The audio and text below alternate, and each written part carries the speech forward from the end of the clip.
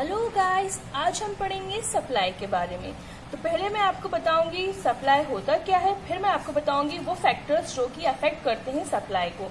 तो सप्लाई का मतलब है वो क्वांटिटी ऑफ गुड्स जो अवेलेबल है हमारे पास सेल करने के लिए एक सर्टेन प्राइस और एक स्पेसिफिक टाइम के लिए। यहाँ पे जो प्राइस है वो अलग अलग होती है, अलग अलग सप्लाई ऑफ गुड्स के अकॉर्डिंग। जनरली वो सामान जो कि ज्यादा ऑफर किया जा रहा है तो मतलब जिसकी डिमांड ज्यादा है तो उसकी जो प्राइस है वो ज्यादा होती है। फॉर एग्जांपल, अगर सप्लाई बढ़ा दी गई है तो उसके जो प्राइस है वो भी इंक्रीज हो जाएंगे। यानी कोई चीज मार्केट में लोग पसंद कर रहे हैं तो फिर हम उसका प्राइस बढ़ा भी देंगे तो भी लोग जो है उसको कंज्यूम करते ही हैं। वहीं अगर सप्लाई डिक्रीज होगी तो प्राइस जो है वो भी डिक्रीज हो जाएगा। और जो प्राइस है वो फ्लक्चुएट होता रहता है टाइम टू टाइम। तो अगर प्राइस फ्लक्चुएट हो रहा है तो जो सप्लाई है वो भी फ्लक्चुएट होती रहेगी, यानी कम ज्यादा होती रहेगी। फॉर एग्जाम्पल, अगर हम बात करें कि supply of wheat in the market इन 1000 quintal, but it will not be correct because here the price of wheat and time is not mentioned clearly. But if we say that today in the market at the rate of 250 per quintal, supply is of 1000 quintal wheat. Okay, understood. अब हम बात करेंगे उन factors की जो कि affect करते हैं सप्लाई को। प्राइस ऑफ द प्रोडक्ट जो है उसका पहला पॉइंट है। This is the main factor जो इन्फ्लुएंस करता है सप्लाई को of a product to a great extent, यानी कि बहुत ज्यादा जो है ये उससे सप्लाई जो है उसका असर पड़ता है। If the price of the product increase, then the supply of the product also increase. अगर किसी चीज का प्राइस बढ़ रहा है तो उसकी सप्लाई भी बढ़ेगी।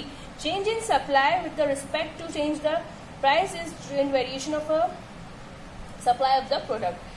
Expected change in price. In case जो प्रोड्यूसर हैं वो एक्सपेक्ट करते हैं कि वो प्राइस जो है उसको इंक्रीज कर रहे हैं तो वो रिटेन कर देंगे और विड्रॉ कर लेंगे गुड्स को फ्रॉम द मार्केट, यानी कि उसको गायब कर देंगे।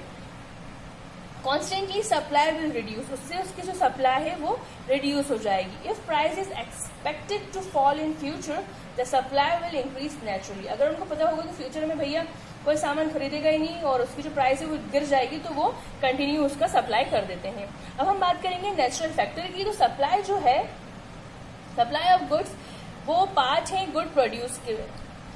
मतलब कि ये है कि ज्यादा प्रोडक्शन अगर हम करेंगे तो उससे ज्यादा सप्लाई होगा और जैसे ही हमारा काम जो है कंटिन्यू चलता रहेगा। जो एग्रीकल्चर प्रोडक्शन होता है वो डिपेंड करता है अलग अलग नेचुरल फैक्टर्स पे। फॉर एग्जांपल, बारिश पे, fertility of land, climate condition etcetera. कभी कभी क्या होता है, बारिश बहुत इंपॉर्टेंट है लेकिन अगर बारिश बहुत ज्यादा हो जाती है तो पूरी फसल खराब हो जाएगी, और अगर बारिश बहुत कम होगी तो हमें जो हमारे सीड्स हैं वो ठीक तरीके से उसमें से प्लांट्स नहीं निकल पाएंगे और हम नुकसान में चले जाएंगे।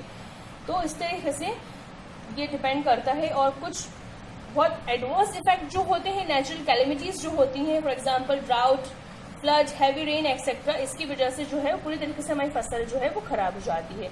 अब हम बात करेंगे means of transportation and communication के बारे में। तो एक अच्छे सप्लाई के लिए किसी भी कमोडिटी की हमें एक सही ट्रांसपोर्टेशन और कम्युनिकेशन की जरूरत पड़ती है।